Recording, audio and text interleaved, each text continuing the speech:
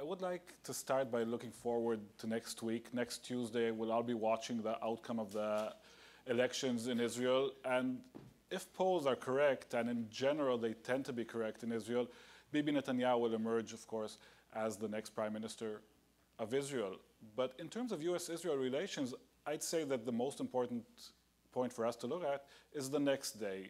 Netanyahu will be called by the Israeli president, Shimon Peres, to form the next government.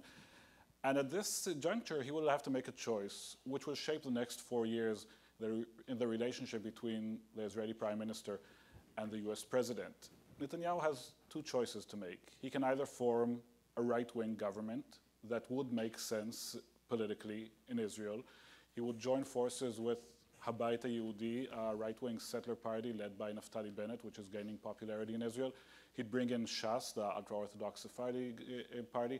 He'll bring in ultra-Orthodox Ashkenazi parties. And he'll have pretty much the 60-some-odd seats in the Knesset that he needs in order to form the next government. He has another option, and that is to form a centrist government, a centrist coalition, by bringing in Tzipi Livni's new political party, by bringing in Yair Lapid, Yesh Atid's new party, and perhaps even getting Sheli Yachimovich's Lieber party into his coalition. And of course, any other religious party that would like to join under these circumstances. Any choice that Bibi would make will impact the way relations with the White House are shaped for the next 4 years. What happens if he goes for a right-wing government? If he goes for a right-wing government, the next 4 years in Israel, or less than 4 years, because of course it's very rare to actually reach the full term in Israel, but the next 3 or 4 years in Israel will be shaped by extensive building in the settlements, which is something that Netanyahu's coalition partners and members of his own Likud party, which has shifted to the right, as you probably heard in previous discussions today, all these forces will pull Netanyahu further to the right, meaning more building in the West Bank. This issue of E1 that was raised in recent weeks will probably reemerge. And the discussion will start at the point of how much can we do for the settler community? How much can we build in the settlements? Beyond that, I think it will also strengthen those who are already gaining force within Israel's right wing, those who question not only the Oslo Accord, but question the viability of a two-state solution. And this is a theme that is growing within some circles in Israel, a theme that basically says the two-state solution isn't going anywhere. Israel is safe and secure with this current situation. Let's move forward towards a status quo, towards the situation as we are now, ignoring anything that will happen in the future. That is the right-wing option. And frankly, that wouldn't come across very well in Washington, as you cannot imagine. The Obama administration, as did every other US administration before, has made the issue of a two-state solution a cornerstone of its Middle East policy. Any attempt to question this would lead Netanyahu into trouble with the White House. Beyond that, this ongoing tension over building in the settlements would also cause this corrosion in relations between Netanyahu and Obama, which aren't, frankly, great to start with. That is one option Bibi has. He has the other option of joining forces with centrist parties, keeping at least this veneer of peace process going on, which most sides agree, even supporters of the peace process agree that there is no peace process to speak of right now, but still adopting the two-state solution, keeping this facade of negotiations, of reaching out, can go a long way, both in maintaining this, the idea of peace process, but also in helping the US when it has to work with allies and neighbors in the Middle East, in Europe, and so forth, that won't view favorably the US supporting an Israeli government that abandons the peace process altogether. Another added value to that would be that by forming a centrist government, Netanyahu can probably save the Abbas Fayyad government and the Palestinian Authority, in a sense providing it with some kind of hope that there is some light at the end of the tunnel. So which choice will Netanyahu make?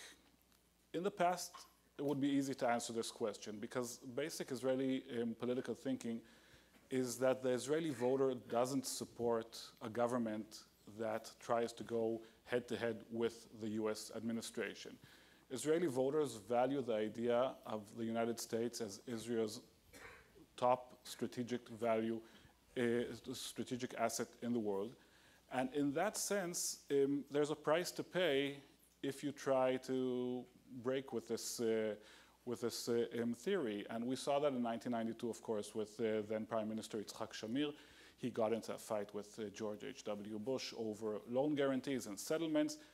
At the end of the day, the Israeli voter chose to go with Rabin, who offered a more moderate option, rather than sticking with Shamir, who went into this fight with George H.W. Bush at the time. There are other examples as well. I think former Prime Ministers Sharon and Olmert understood more than others the value of this relationship with the United States, not only in strategic terms, but also in political terms. However, it does seem that Prime Minister Netanyahu is bucking this trend in a certain way.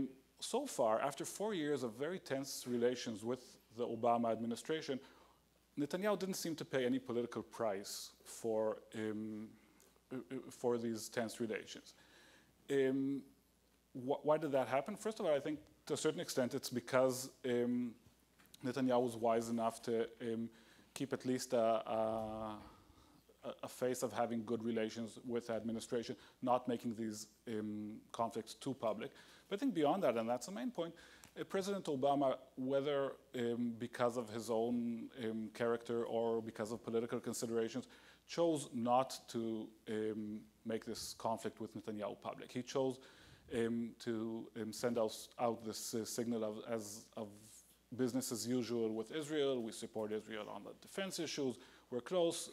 Try to ignore the differences.